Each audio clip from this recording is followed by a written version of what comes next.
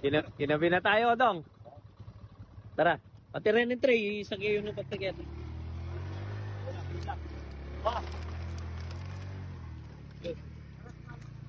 Tara, tara. Ali, dali, deliver no pare ang ganyan. Ito pa yung tilapia. Pre, auta, sayang yun. Isa kayo eh.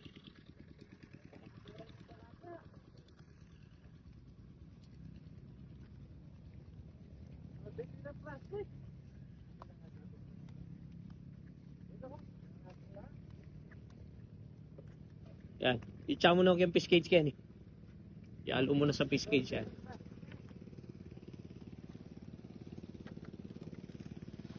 Okay, yan tabi niya naman po yan. Kargan nyo niya naman yung ganyan, Bap. Okay. Kinapot na tayo ng takip silip din. Lubos-lubosin na natin. Diretso na.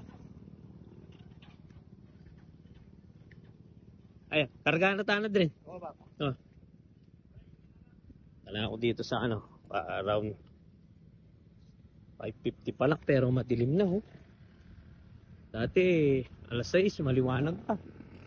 Ganito talaga pag panahon na ng bear. Mas mahaba ang gabi kumpara sa umaga.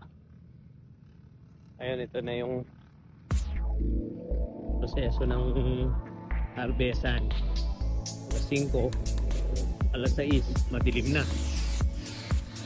Tapos magliliwanag ng maaga naman, alas 5, maliwanag na. Kaya patimbang muna ako dito ng 20 para masilip. Pare, pinadiretso ko na rin yung malaki ha. Nagpasalok na rin ako doon. Sige, 20 lang, walang palyo muna nun. Silipin kasi itong pabonus na yung size na to. Sige, bilang. Sige, timbang ka muna niyan, tapos pabuhos mo para may magamit tayong tray. Ganun ang gawin. Timbang ka muna niyan para may magamit tayong tray.